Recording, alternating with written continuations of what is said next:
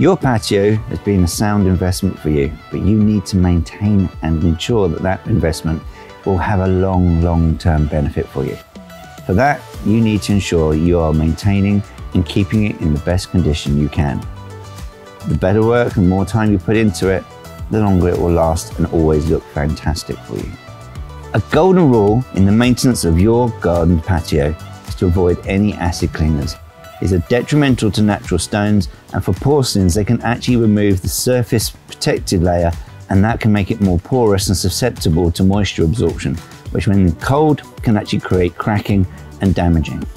So natural stone can be jet washed at least 2-3 times a year if needs be, and you can use a kind of soft purpose-made detergent for natural stone that will help kind of manage and maintain any of the green algae growth that can occur.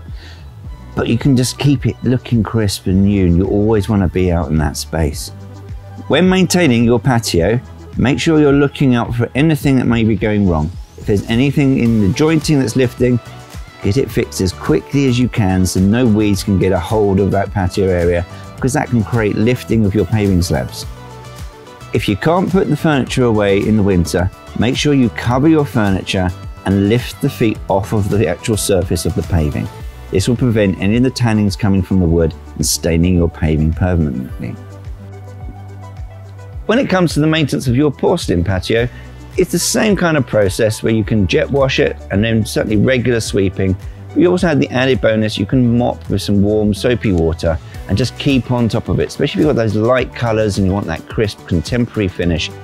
It takes a little bit of extra time, but it's worth it. In addition to the maintenance of your porcelain paving, if you actually use some of the ultimate range grouts, they have an anti-mold built into them, and that should reduce the amount of work and attention needed on any of the grout surfaces.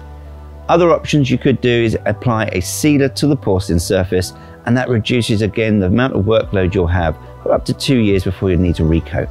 So your maintenance process is quite straightforward. Regular sweeping, jet washing, mopping if it's on porcelains, and paying attention to jointing and grouting.